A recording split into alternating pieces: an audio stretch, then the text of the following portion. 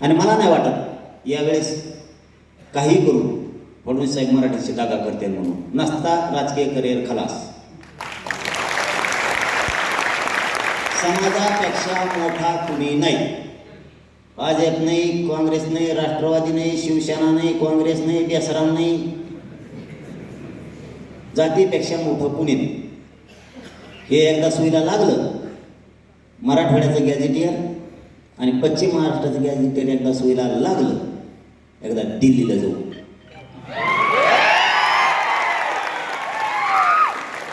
काय नाही, आपलं आनंदाचा सोहळा.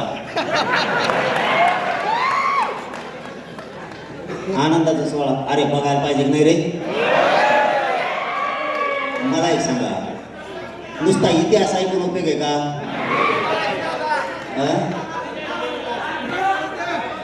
ऐका ना, आपल्याला काय करायचंय ते महत्वाचं. तिथं मागणी नाही, आरक्षण नाही, मागणी घेऊन नाही चाललो अजिबात नाही. हे बघा, आपल्या राजाने आटकेपार झेंडे फडकेले.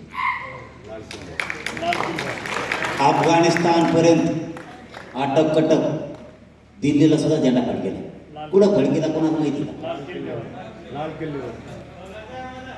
बघायला पाहिजे प्रत्यक्ष, त्याशिवाय मजा नाही.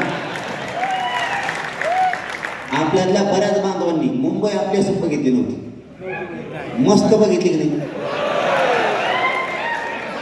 आईला मला पाहिल्याने माहीत झालं ते बॅरिकेड आता लावायचं पळत म्हणून. मला माहीत नव्हतं चाक असते त्याला. म्हणून खरं सांगतो मी फोटो बघून.